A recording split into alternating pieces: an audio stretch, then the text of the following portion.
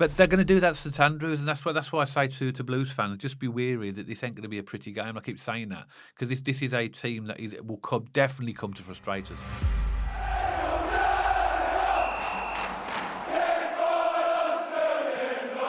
So welcome back to BCFC Royal Blue, and we're in now the middle of February, and the fixtures in EFL League One are relentless. Birmingham City have games, nearly 2 games a week now, up until the end of March, and our next fixture this weekend is at home to inform Charlton Athletic. Now, we'll know that Charlton are one of the 2 teams this season that have actually beaten us, so hopefully we'll all be expecting a little bit of revenge. Myself and Matt are going to be talking about that in this podcast and just give our views about Charlton and a little bit about what we think the team will be for Blues as usual. So Charlton Athletic, Matt, coming to this ain't going to be pretty, is it? It's not. No, but for the first time ever, then you've stolen my line. I want revenge. Oh. I want vengeance. I want to go and batter these if we can. And by the way, I'm making absolutely no excuses here. Charlton deserved to beat us when we were at the Valley. We weren't at the races that day, and they won 1-0 fair and square. But that was one of my worst away days on record as a Blues fan because, again, it's not really got anything to do with the match, as it did, but we got stuck in London traffic on the way down. Yeah.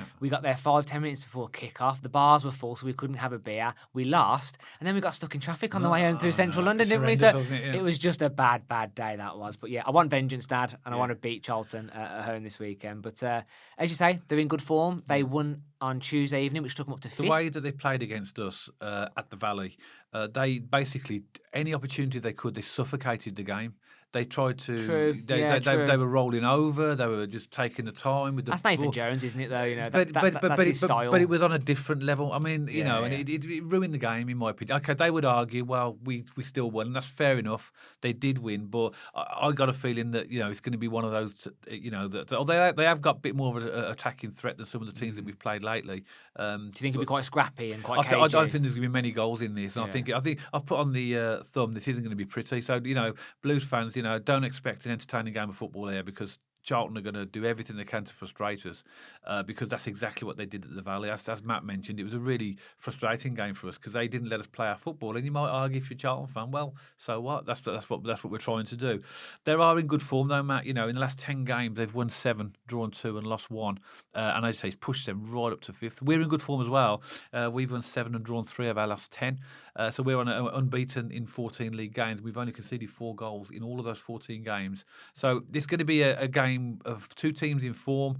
Charlton are now in the playoff positions and they want to maintain that. So I think this could be a tricky game. I've no doubt that with the players that we have and with us being at home, we have every chance of winning this game. But I don't think they're going to make it easy for us. Yeah, I think it has the recipe for a good game of football. If Charlton don't do the dark arts and they come and actually try and have a game of football and play their usual style, but it never happens, does it, at St. Andrews? They won't. We do have different teams set up differently when they come to St. Andrews. It has happened all season. But I think with them being in 5th, both teams in good form, it just has on paper the makings to be a decent game. But as you say, Dad, what we saw at the Valley wasn't a pretty game of football. In fact, it was so frustrating, wasn't it, standing there? It was so frustrating. But, Nathan Jones has them pretty set up well, Dad. They're quite an aggressive team.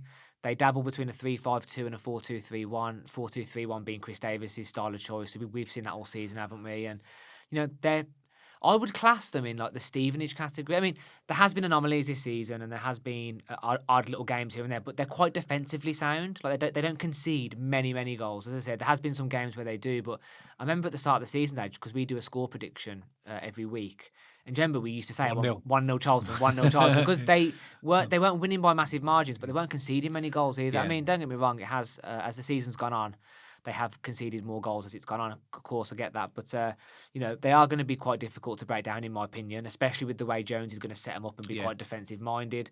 But you know what, Matt? We've come every team we've played, particularly when they come to St. Andrews, they all try that. They all set up with 2 banks of 4. They try and suffocate us. But one thing about Charlton is they have got a good defence. They've got the 6th best defence in the whole of League One. They've only conceded 29 goals in 30 games. Offensively, in terms of goals scored, they're right in the middle of the table in League One in terms of the amount of goals that they've scored. They've scored 40 goals in their 30 games, which puts them in the middle. So they can score goals, but they're very good defensively. But you know what? We've done previews of matches before, Matt, this season against League One teams and said exactly the same. Yeah. And we've always tend to, in most cases, we find a way to beat these types of teams. Yeah. So, like I said, they're a form team, and a form team comes to you with confidence. They're going to, they'll set themselves up in a way, I think, that will be to try and frustrate us and catch us on the break. Yeah. They have got some threats. Excuse me. Some of their players, we know their players, don't we? Particularly Matty Godden. Yeah. He scored the goal against us. I thought their goal as well at the Valley was a mistake by us. It was a throw-in, basically. We let it bounce. And Matty Godden... During that time, Dad, we were conceding a few goals like that. Do you remember Lincoln away, Charlton away? Yeah. There was a few games where we were, whether it was a throw-in or a ball in the box, we were getting caught out by just a really direct ball into the middle. Whereas now, with Davies and Clara in the centre-backs, having gelled now as well in that partnership, we're a lot more solid at the back, aren't we? I mean, our defensive record proves it. It is. We've only conceded 7 goals to Andrews all season so far. So we are going to be... for them, this is a tough game for them. They'll know that. But, we need to be aware of their threat as well. Matty Godden is the main scorer. He's got 10 goals for them this season. Luke Berry is a good player as well. He's a good, solid player, Luke Berry. I think they got him from Luton. He's got 5 goals, but he's a good supply line for them as well because he's got 3 assists as well. Miles Leaburn, centre forward, he's got 5 goals. Greg Doherty, midfield with 3 goals. So they've got a threat. They've got a threat, and I expect to see. Obviously, we come off the back of the Cambridge game into this one against a team in Cambridge who gave us no threat whatsoever. Yeah. This will be different, I think, but they'll try and catch it on the break. But if we play our pressing game and stop them and catch them, because we've got our front line's frightening. We've got a lot of good width as well with our wingers, and if it's Paken or Water in the middle, it's going to be difficult for them as well. Absolutely, Dad. And there's 2 things I remember from the Valley which really caught me by surprise. One was their aerial threat. They won pretty much everything in the air. The aerial battle. That's their biggest strength that I've got from my research. Aerial duels they're actually classed as very good on that. Literally, to come out of a stadium and think to yourself they dominated us in the air, it shows how good they must have been that day because I don't think we won many balls in the air at all. And normally we're quite dominant in the air. When you think of Clara and Ben Davies but Ben Davies wasn't playing against us. He wasn't. No, it was Bielek, wasn't it? Yes. Or was he injured? No, I think it was Bielek. Was it? Okay. I think he went off injured. Anyway. But and the other thing was their fitness, Dad, because normally we tire teams out after 90 minutes. Yeah. They kept going. Yeah. Their fitness levels were pretty good at the Valley. So again, we will pound the rock, as Chris Davies calls it, and we will try and grind and grind and grind. But we do have to be wary. They have energy levels and fitness levels to match ours. Again, just a note from the Valley. They have, but they conserved a load of energy when they were rolling around on the floor, and the goalkeeper was taking like five minutes to kick the ball out. So but they're going to do that to St. Andrews, and that's why I say to Blues fans, just be wary that this ain't going to be a pretty game. I keep saying that because this is a team that will definitely come to frustrate us. Do you think an early goal might be the key? If obviously I know it's easier said than done, but if we can go 1-0 up early, it might stop all that rubbish happening. Because they'll have to come at us. That would always make a difference if we can get an early goal. I think it's good that you mentioned the their aerial prowess because they are very strong in that. They like attacking set pieces as well. You would argue that their goal against us at the Valley was sort of a set piece. It was a throw-in, bounced as well. But you could see how they attacked it as well. They like they're good at defending set pieces and also protecting the lead. And you can see that as well. Weaknesses, keeping possession of the ball. So we always dominate possession anyway, so we are going to get a lot of the ball. But as we know, Blues fans, it's sound like a stuck record, don't we? Possession means nothing unless you do something with it. Absolutely. But we will get a lot of possession in this game. Avoiding fouling in dangerous areas, they're weak at that as well. So if we can get into the box, and they're prone to giving free kicks and possibly even penalties away in those types of areas. Like you said, Matt, they will probably set up as a 4-2-3-1, but then Nathan Jones has mixed that with a 3-5-2. I don't think they'll play 3-5-2, but if they do play a 3-5-2, probably more like a 5-3-2 at times, particularly when we're attacking. And that's a really good point, Dad, because with their wing backs, they do like to get a lot of balls in the box. We saw it against us in the first match at the Valley. I've seen it I haven't watched Charlton loads this season, but they are a team act that's popped up on my iPad a decent amount just by watching League One football this season. You know, you might as well adapt to your environment, right? Yeah. So if there's a Premier League game and a Championship game and a League One game, now this season I'm picking the League One game because we're almost doing our research on the teams. Anyway, seen a decent amount of Charlton, Dad, and they do like to get balls in the box. You know, when they play that wing back system, when the players do get high, they do get a lot of balls in the box. That's something we need to be wary of. And I mean, just in terms of their form and some of their results, Dad, again, I've noticed there's a pattern here with some of these teams, just really inconsistent and hard to read. So they've lost to Crawley, Exeter, Rotherham and Bristol Rovers. They drew with Stockport, Wrexham and Lincoln, but they beat Blues, Wickham and Leyton Orient. Yeah. You know, What I've noticed as well, they have got some tough games to come. Yeah. They've still got to play all of the top 4 away. Obviously, we're one of them, so they've still got to go to. They've got to go to us, which they're coming to this weekend. They've got to go to Wickham. They've got to go to Wrexham, and they've got to go to Stockport, and they've got to go to Leyton Orient. So that they've got tough fixtures coming up there. But they've got a good record, like you said, against the top teams, and you know we need to be completely on the game. I mean, Chris Davis will have us up for this. You know, he'll have the players. I'm sure they'll use the motivation of revenge. Yeah, you know, absolutely. say, well, you know, this is one of those cheeky teams that have actually, you know, been naughty enough to try to actually beat us. And there's only two. There's only them and Shrewsbury so far. And obviously Charlton, they want to get the double over us.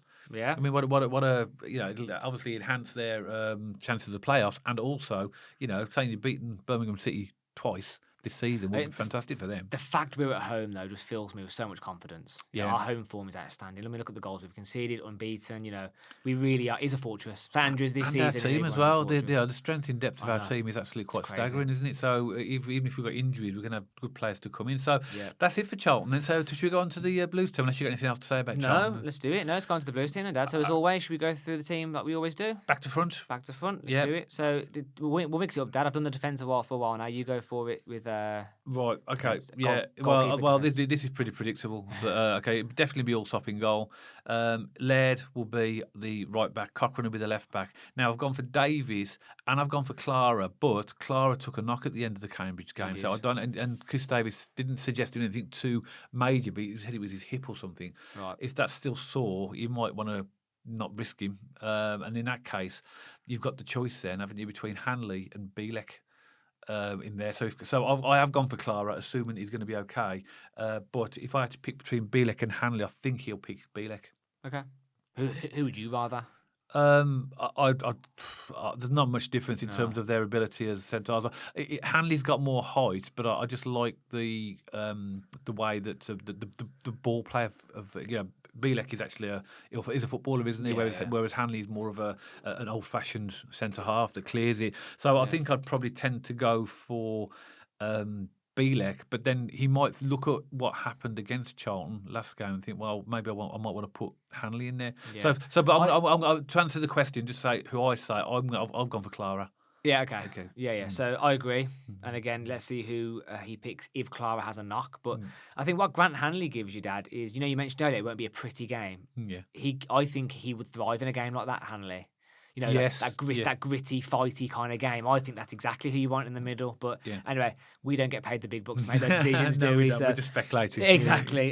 So I'll go from the lowest through to the top in the midfield and the forward. Then, so I've gone for Paik and Iwata in the midfield if they're fit. Yeah. If Iwata's out, then of course that adds, it could be Bielek, because he's been bringing in Bielek in the midfield when we have had injuries, haven't we? Because we've got Leonard who's out, Taylor Garden-Hickman who's out. Yeah. The one position we're getting battered on is the centre mids, isn't it? Yeah. Which is a shame. So for now, I'll say Paik and Iwata. If Iwata's injured, it could be Bielek. Then I've gone for Anderson on the left, Williamson in the 10, Dowell on the right, feeding to Stansfield again. Oh, okay, interesting. That's near to what I've got. Okay, so I've gone for Anderson on the left. I've gone for Paik and Iwata in the middle if they're both fit. I've gone for Scott Wright on the right to start this game, with Dowell in the number 10 and Stansfield. So Williamson will be on the bench. And I know I'm going to go against Williamson. I just think that he's still coming back off rusty, an injury. You can tell he's a bit rusty. He did start the game against Cambridge, to be fair, but to be honest with you, he was against a team that didn't really offer very much. So I think he's going to have to bear in mind that we've got games coming thick and fast. And I don't know whether we want to risk Williamson as a starter. So to me, Dowell has to play. I couldn't agree more. He has to play. Dowell has to How play. mad's that? He's not played that many games. He's had such a big impact. Yeah, he has to start for me. And then the option then is if we don't go for Scott Wright, who I've put in the starting lineup, he could potentially play Dowell or Williamson out there and play both of them. Yeah. So, but that's my team, which I think is quite similar to yours. So just go through yours again, your front line for me. The reason, I will do in a second, but the reason why I picked Williamson, Dad, is again Charlton, aerial battles, physical. Williamson is like 6'4", isn't he? So again, it just gives us that extra bit of height on the pitch. However, I would not complain with Scott Wright and Dowell mixing the positions which you've picked. So just to confirm again, Paik and Awata in the centre mids, Anderson on the left, Williamson in the 10, Dowell on the right, feeding into Stansfield. Yeah, so the only difference is then I've got Wright on the right and Dowell number 10 and Williamson on the bench. But I wouldn't complain at that, Dad. No, if Williamson is fit and Chris Davis is happy with his fitness levels, then you're probably going to be right. I think it's going to be Williamson and Wright to be on the bench. Yeah. But either way, it's we've also got as well. Not that he's obviously joined us in the January transfer window. Is the new South Korean lad at left back? Yeah. Myung Jae Lee. Myung Jae Lee. And whether or not we might see him on the bench, I don't know. But if that team there could, have proved that we can pretty much beat anybody. Absolutely. And I'm pretty confident that even if we do have to have, like, say for example, Clara might not be 100%, he might be replaced. Awata. We've got players that can come in. We can move the team around. That's the beauty of the strength of our squad. Even if Stansfield get injured, we've got Alfie May. If we've got a few options in the 10, we could even strip it back to Luke Harris. We've got so much depth now. Yeah. In pretty much every position. The only position I'm worried about is the centre mids with Paik and Awata in. If one of those gets a knock now with Leonard, Taylor, God, and Hitman. Do you know what, Matt? They're targets. Everybody knows how good they are, and they get clattered virtually every game, don't they? They do. So I think we are going to see games where they are going to be missing. Hopefully not for too long, because they are going to pick up injuries here and there because they're just so good. Agreed. But hopefully the point is that good depth. Yeah. So the last thing then, Matt, as always, is a score prediction. I'll let you go first this time. So don't ask me why. I've just got a feeling we're going to concede a goal in this game. I just got a feeling, whether it's a scrappy little ball in the middle, whether it's a corner, maybe it's a header from a set piece. Who knows what the goal's going to be? I don't know. I've got a feeling they're going to score, but I do think we will win this game, but not by much. I've gone for Birmingham City 2, Charlton 1. Okay, I'm going to go 1-0. I don't, like I said, and I stand by this. I think it will be a game that will be of very low scoring because they're both decent defences. There'll probably be about 15 minutes of added on time at the end because Charlton will run the clock right with down. Nathan Jones barking, saying it's taking too long. You're telling his players to go down and all that. It's going to frustrate the You kept seeing him at the Valley, didn't you? I mean, if I'm honest with you, and I don't often say this, right? This is one game I'm actually not looking forward to going to watch as a spectacle. Okay, fair enough. Because of what I saw at Charlton at theirs, and I know for a fact they're going to do it. But at the end of the day, it's still a league game. We still have to win it. We still have to compete, and I just think it's going to be a low-scoring game. Yeah. So I'm going to go for 1-0 to Blues, and possibly even a late goal. It genuinely wouldn't surprise me. I don't know, just something in the back of my mind. By the way, take this with a pinch of salt. Apart from my prediction the other night, which I got relatively accurate, I've been wrong all season. So, don't take what I do as anything. I'm terrible at this. But it's all good fun. And, I've gone for Birmingham City 2, Charlton 1. Okay, so that's what we think, Birmingham City supporters. Love to know what you think. As always, you always engage with the channel, so add your comments below. Let us know what you think the score will be. Let us know your team predictions, who will be in the starting lineup. Always fantastic for me and Matt to read your comments. If you're a Charlton fan and you come across this podcast for the first time, we also welcome comments from fans of the opposition team. So please add your comments below as well. If you did like this podcast, as always, don't forget to give us a thumbs up, and if you haven't checked us out on our social media channels already, then pop along to our X page and our Instagram page. And if you'd like to watch or listen to your podcast on Spotify, you'll find us on there as well, so you'll see the handles appearing on the screen for all of these right now. And of course, if you haven't subscribed to the channel already and you'd like to, then just hit that big red subscribe button, and if you want notifications every time we put a podcast out, there's a little bell icon next to that subscribe button, and that means that it'll have a little notification pop up on your phone, your device, as the minute we put a podcast out. So we hope you've enjoyed it as always. Myself and Matt will see you on the next podcast, all about Birmingham City.